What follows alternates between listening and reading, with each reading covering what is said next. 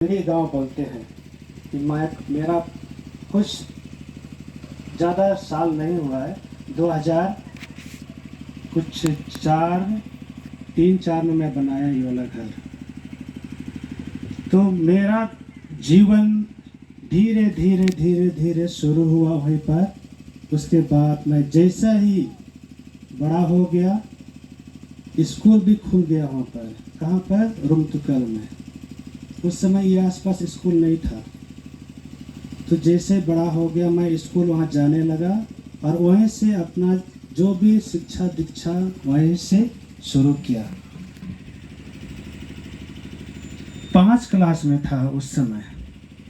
जैसे स्कूल छुट्टी हुआ, शुक्रवार का दिन था, लिली कुट्टो से 3 मम्मी लोग आ रहे थे बाजार से। कहाँ से? गुल्लू बाजार से। और जैसे ही मैं स्कूल छुट्टी हुआ तो मेरा काम था स्कूल दौड़ के जाना और दौड़ के आना। तो मैं जैसे ही छुट्टी हुआ स्कूल दौड़ के आ रहा था।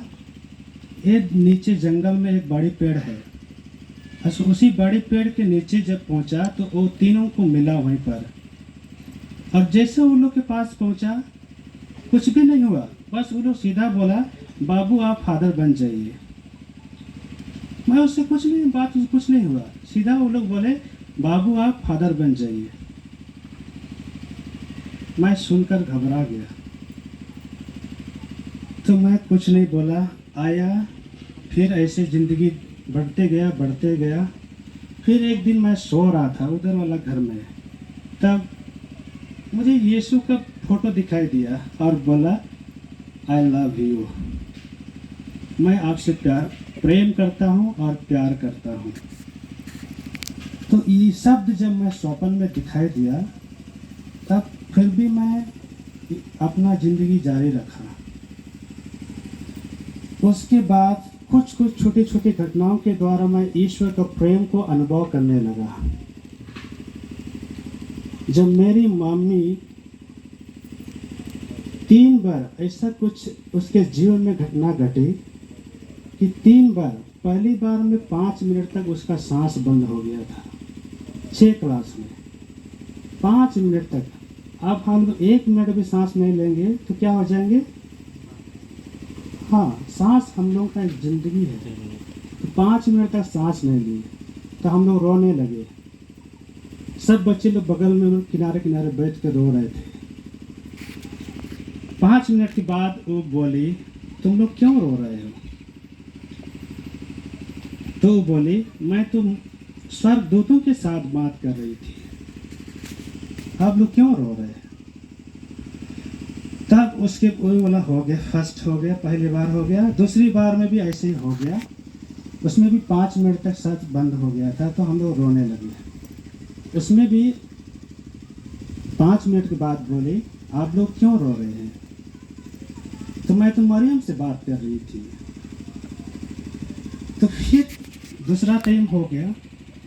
उसके बाद तीसरा समय में भी ऐसे कुछ हुआ, 5 मिनट तक बंद हो गया था। उसके बाद हम लोग रोने लगे और 5 मिनट के बाद जब वो बोली, मैं तो यीशु के साथ बात कर रही थी, मैं यीशु को सारा समस्या, हम लोग का घर का सारा समस्या मैं यीशु को बता रही थी।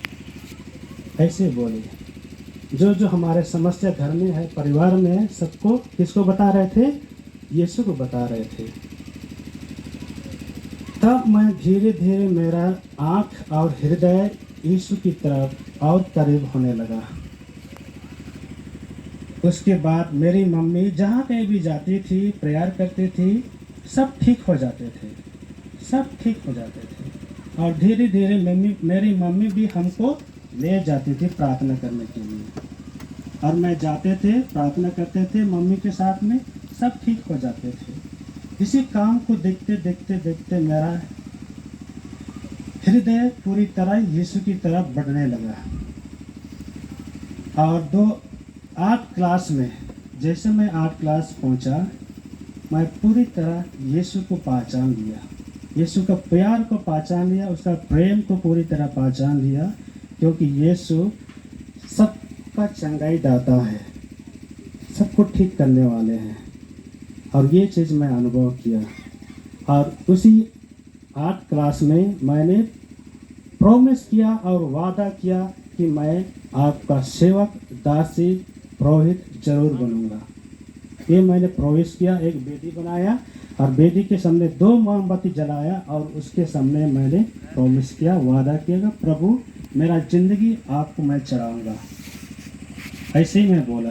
उसके बाद प्रार्थना किया और उस समय ये भी बोला मैं फादर तो 100% बनूंगा, लेकिन 30 साल के बाद बनूंगा, 30 साल के बाद ही बनूंगा। मैं ये भी बोला क्योंकि मैं सुना था यीशु क्रिस्ट अपना काम कब शुरू किया था? 30 साल के बाद ही शुरू किया, पहले शुरू नहीं किया। अगर वो चाहता था तो पहले शुरू कर सकता था, क्योंकि वो शुरू नहीं किया। इसलिए मैंने भी बोला मैं बनूंगा, जरूर बनूंगा, 100% बनूंगा, लेकिन 30 साल के बाद ही बनूंगा।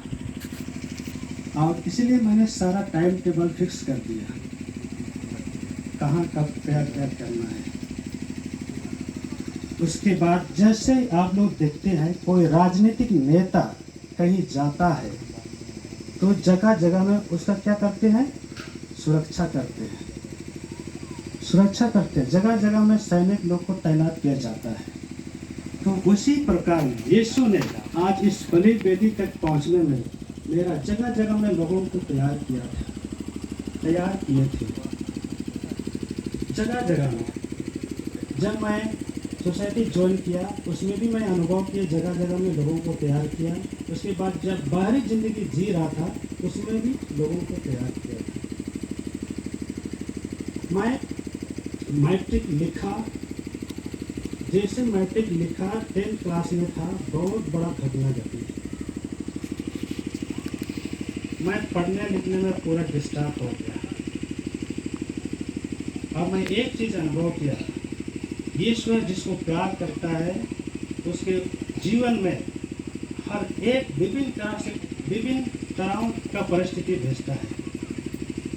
उसको तोड़ने मरोड़ने के लिए एक से एक परिस्थिति घटना उनके जिंदगी में भेजता है। मैं ये चीज़ अनुभव किया हूँ और मैंने अपने आंखों से भी देखा हूँ। मेरे परिवार में, मेरे गांव में सब जान रहे हैं मेरे साथ और मेरे परिवार में क्या हुआ। प्रभु कभी नहीं छोड़ता, मैं शुरू में बोला था, कभी नहीं छोड़ता है। समस्या भेजता है, परिस्थिति भेजता है आपको मजबूत करने के लिए। और उसी तरह से आज मेरे जिंदगी में समस्या भेजकर हमको मजबूत किया है। और यीशु क्रिस्ट पहले अपना काम शुरू नहीं किया, क्योंकि उसको मजबूत होना था अपने अंदर से। अंदर से जब तक आप मजबूत नहीं होते हैं आप कुछ नहीं कर सकते हैं। आप तभी कर सकते हैं जब आप अंदर से आप मजबूत होते हैं। अंदर से आपके अंदर में यीशु है, तभी आप कुछ कर सकते हैं। और यीशु क्रिस्ट भी अपना काम शुरू करने से पहले 40 दिन 40 रात, सोच सकते हैं, ऐसे शुरू नहीं किया है, ऐसे शुरू नहीं किया है। तो 40 रात और 40 दिन उपवास किया, तभी अपना काम शुरू किया।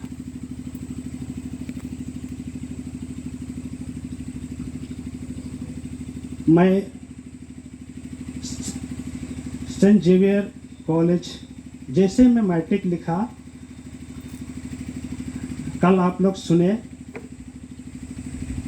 अंगो इपिल स्कूल में कभी फर्स्ट डिवीजन कोई नहीं आया था। और मैं एक ऐसा है, और लिली कोटो की एक लड़की थी, उसके साथ 2 जन फर्स्ट डिवीजन आए पहली बार। बहुत खुश हुए। मैं ईश्वर को धन्यवाद दिया कि 10 क्लास में इतना परिस्थिति मेरे ऊपर भेजा, फिर भी मेरे साथ इतना आशीष और कृपा मिला मुझे। मैं ईश्वर को धन्यवाद दिया। और मैं सोचा था कि जेवियर कॉलेज के बगैर और कहीं नहीं जाऊंगा, दूसरा कॉलेज नहीं जाऊंगा। मैं मम्मी पापा लोग को भी, घर वालों को बोल दिया। मैं जानता था कि घर की स्थिति अच्छी नहीं है, हम लोग मुश्किल से पढ़ रहे थे, फिर भी मैं बोला जेवियर कॉलेज के अलावा मैं कहीं नहीं जाऊंगा। अगर वहाँ नहीं भेजेगा तो मैं जंगल चला जाऊंगा, सीधा बोल दिया था। फिर मैं किसी तरह से इधर उधर से मदद करके, फादर लोग मदद किया, राजू लोग मदद किया, बहुत से जिसुट फादर लोग भी मदद किया। और अपोस्टोलिक स्कूल रांची का एग्ज़ाम देने के लिए बोला गया और मैं एग्ज़ाम दिया, सेमिनरी अटेंड किया, पास हो गया और वहीं से रहते रहते मैं अपना जो इच्छा था, मेरी पढ़ने का, संजीविया में पढ़ने का जो इच्छा था वो पूरा हो गया।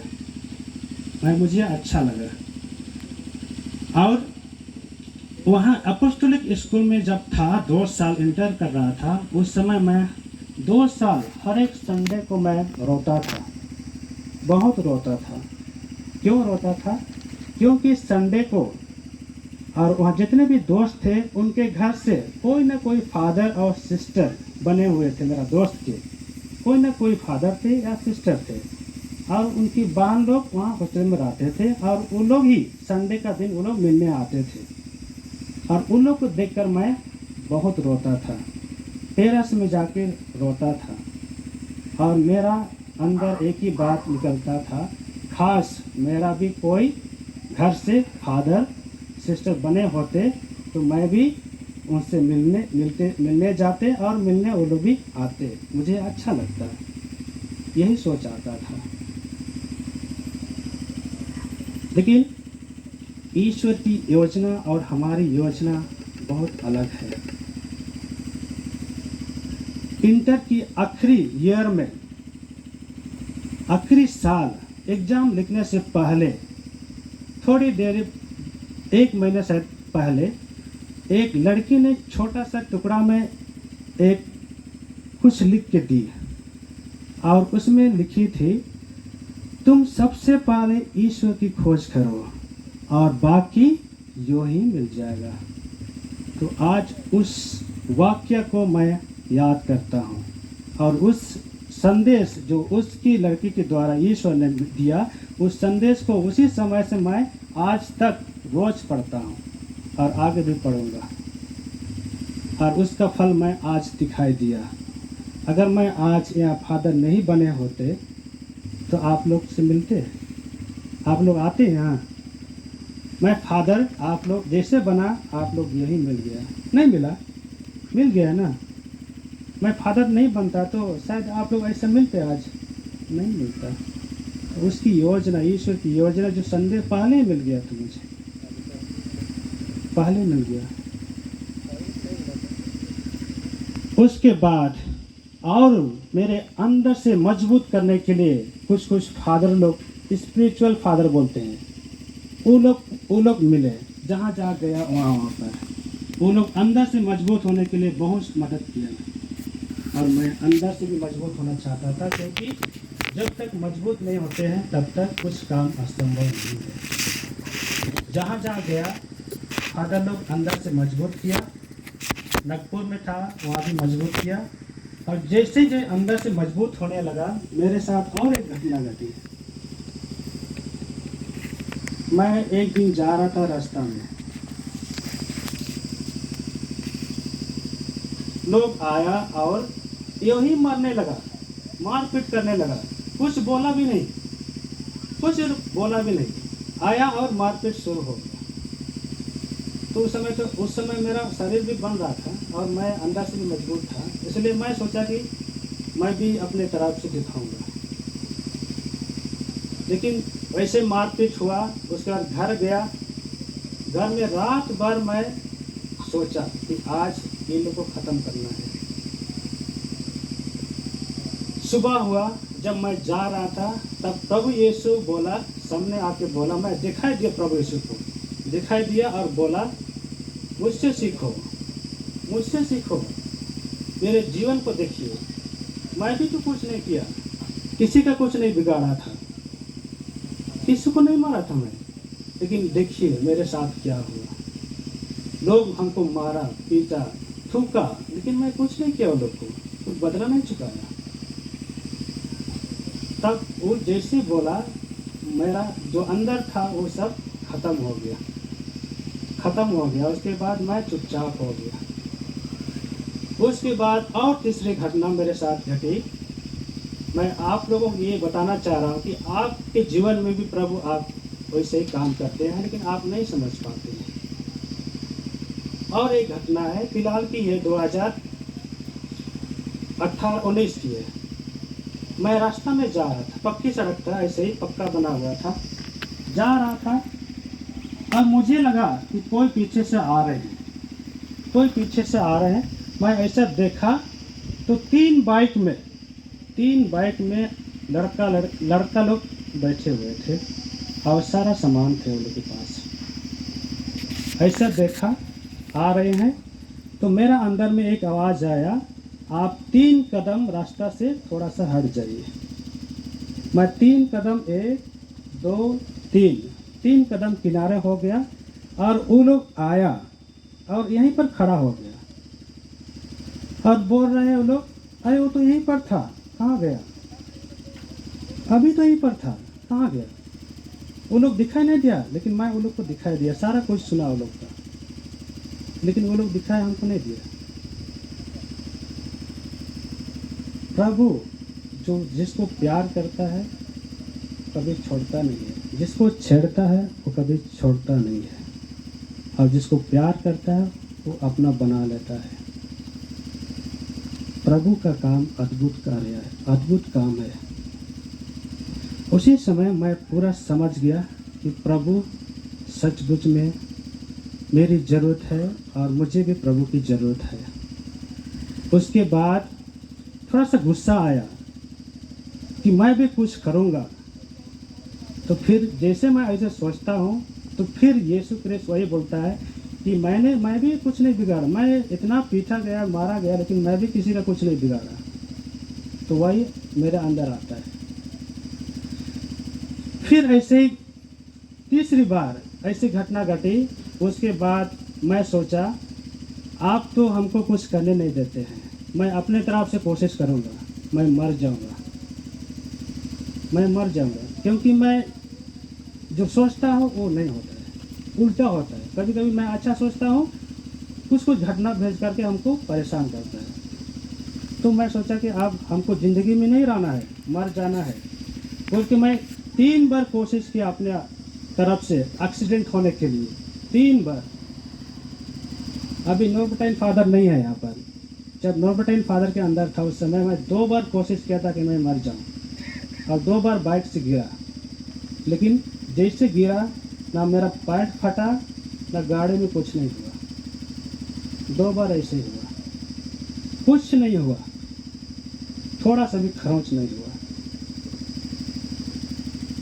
उसके बाद 2022 में लास्ट कोशिश, मेरा लास्ट प्रयास था कि मैं अपने तरफ से ज़िंदगी को ख़त्म कर दूं। तो लास्ट प्रयास था, मैं चैनबसा गया था कुछ काम से, काम नहीं बना और मैं जल्दीबाजी में आ रहा था। जैसे बीच रास्ता में पहुंचा, इतना आंधी तूफान भयानक पानी आया और मैं जल्दी से गुस्से में आ रहा था। और मैं फिरनी पुल से आगे एक टर्निंग है, वहीं पर मैं गिर गया।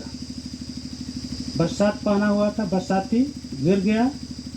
उसके बाद स्कूटी में फंस करके यहाँ से कम से कम वो दरवाजा से इधर उतना घसीटते ले गया, फंस करके रोड में, पक्की रोड में।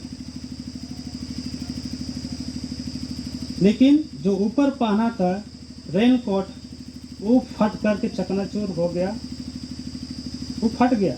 लेकिन मेरा पैंट में थोड़ा सा भी कुछ नहीं हुआ, मेरा शरीर में कुछ भी नहीं हुआ, कुछ नहीं हुआ। थोड़ा सा इधर दर्द हो रहा था। मैं घर आया तो घर में कुछ पानी गर्म कर रहा था, तो मेरे भाभी लोग बोले क्या हुआ? तो कुछ नहीं। तो बाद में पता चला वो लोग गिरा है। फिर मैं कुछ नहीं बोला, पानी गर्म किया, लगाया, ठीक हो गया। उसके बाद मैं बोला, प्रभु मेरी इच्छा नहीं, आपकी इच्छा पूरी हो। उसके बाद मैं आगे बढ़ा। उसके बाद आज आप लोग देख रहे हैं, आप लोग के सामने में, ये मेरी इच्छा नहीं है, ईश्वर की इच्छा है। इसलिए आप लोग भी, अपनी इच्छा नहीं होती, जैसा आप चाहते हैं वैसे कभी कभी नहीं होता है। ईश्वर की जो योजना है वही होगा। इसलिए आज के इस प्रथम ख्रिस्त्याग में मैं प्रभु को धन्यवाद देता हूँ, अपूर्व कृपा और आशीष के लिए जो मेरे जीवन में किया है। मैं आज सचमुच बहुत खुश हूँ क्योंकि प्रभु ने अपना सेवक बनाया अपना काम करने के लिए, आप लोगों की सेवा के लिए, कलीसिया की सेवा के लिए, सबों की सेवा के लिए हमको चुना। मैं आज पूरी तरह से तैयार हूँ, इतना तैयार हो गया कि मौत भी सामने आ जाए तो मैं मरने के लिए तैयार हूँ। जब यीशु क्रिस्ट हमारे लिए मारा, हमारा प्रेम के खातिर मारा, तो वही प्रेम यीशु ने हमसे किया और वही प्रेम के खातिर आज मौत भी आ जाए तो मैं प्रभु को बोला मरने के लिए तैयार हूँ। और मैं सब तैयार हूँ, कुछ भी जो भी समस्या आए मेरे ज़िंदगी में, सब समस्या से लड़ने के लिए, जूझने के लिए सब तैयार हैं, पूरी तरह से तैयार हूँ। और कल मैं अभिषेक के पहले मैं यही दुआ किया प्रभु से, प्रभु मैं मरने के लिए भी तैयार हूँ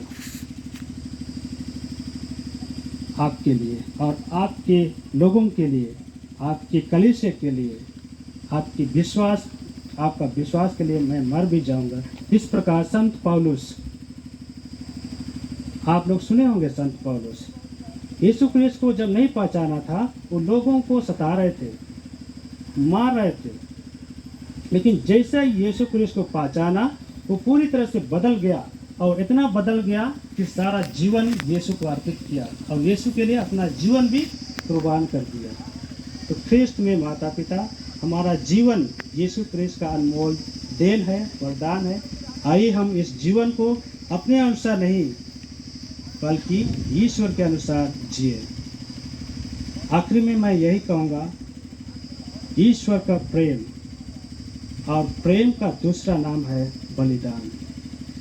थैंक यू।